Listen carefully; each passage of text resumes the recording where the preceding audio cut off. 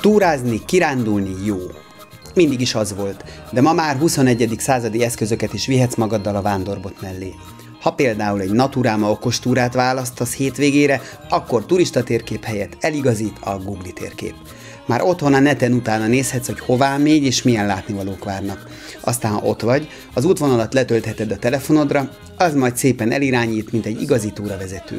Elmeséli a várom legendáját, megmondja, hogy kb. Mennyiért tudsz megebédelni, és azt is, hogy melyik pincében mérnek szürkebarátot.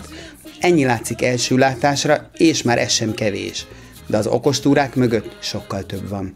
Helyi emberek, barátságok, együttműködés, valódi vidékfejlesztés. Ebben a filmben erről mesélünk.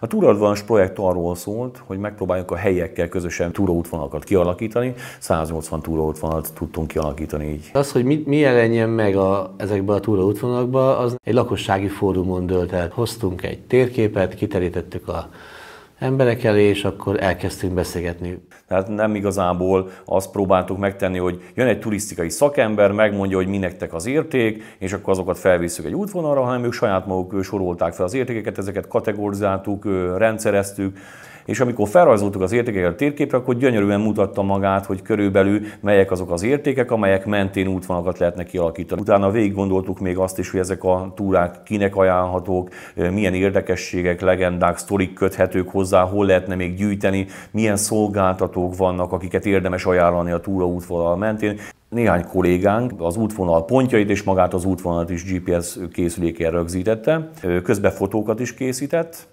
és amikor ez összeállt, akkor az összes információt átadta az informatikusnak, aki felvitte ezt a webes felületre.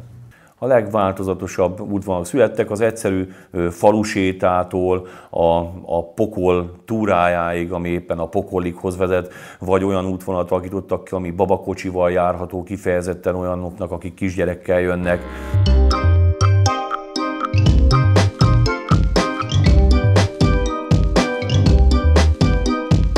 A túraútvonal kiindulási pontja az itt a polgármesteri hivatal előtt van, ott van egy információs tábla, és akkor innét indul minden túra. Ha a falutúráról beszélünk, akkor ez a központi állomás az mindjárt a bányászati gyűjteményünk színhelye, ahol bemutatjuk a 100 éves holimbai bauxitbányászatot.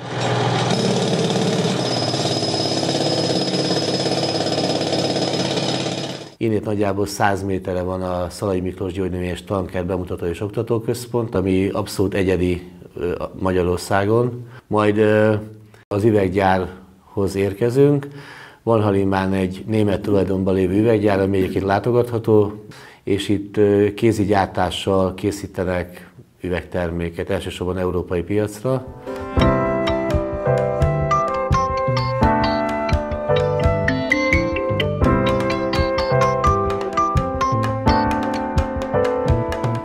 Déli irányba haladva találkozzuk a láz méhészettel, ami egy bemutató méhészet.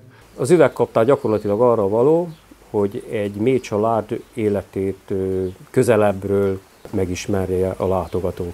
Azért különleges, mert körbe lehet majdnem tekinteni 3 oldalból, hogy hogyan néz ki egy méhcsalád. Nem kell tőlük félni, nem olyan veszélyes jószágok.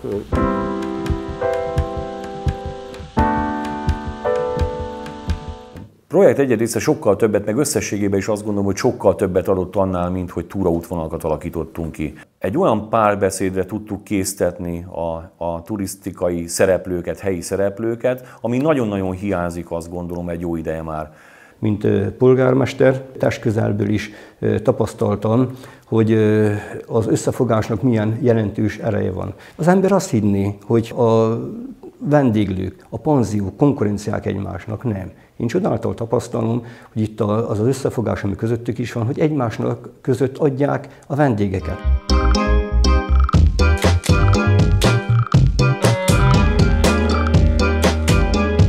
Kialakítottuk az az alapokat, most pedig tovább tudjuk fejleszteni.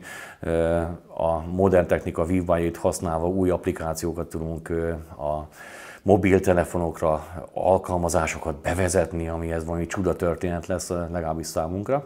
És lehetőségünk van arra is, hogy megnézzük, hol lehetne egy picit színesíteni a kínálat bemutatásával, hogy lehetne kialakítani egy olyan ügyes web2-es felületet, ami könnyen kereshető, ami folyamatosan naprakész és működőképes, és hogy lehetne egy picit a marketinget is erősíteni, akár Google reklámokkal, vagy valami egyébben is.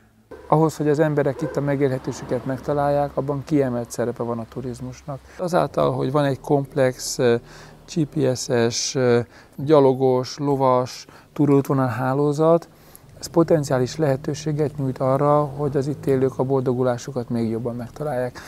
Hát annak idején, vagy 15 évvel ezelőtt, amikor megépítették az első kerékpárútat, és megjelentek a színes ruhás, falvakon keresztül száguldó kerékpárosok, itt mindnyájan csak néztük, hogy most mi is ez, és aztán megtanultuk, és mi, akik a turizmusból élünk, és a vállalkozásunk turizmussal kapcsolatos, rájöttünk, hogy ez egy nagyon fontos dolog az életünkben, és nagyon fontos ahhoz, hogy még több vendéget csaljunk ide a Fertőpartra. Nem csak az emberek, az önkormányzat is már a turizmusból élünk. Évi, büszkén mondom ezt is, évi 100 000 vendégéjszakánk van. Igenis, van lehetősége a turizmusban, mert az a fontos, hogy erre a környékre, a Fertő tájra jöjjön a vendég, és előbb-utóbb odaér a kisebb településekre is.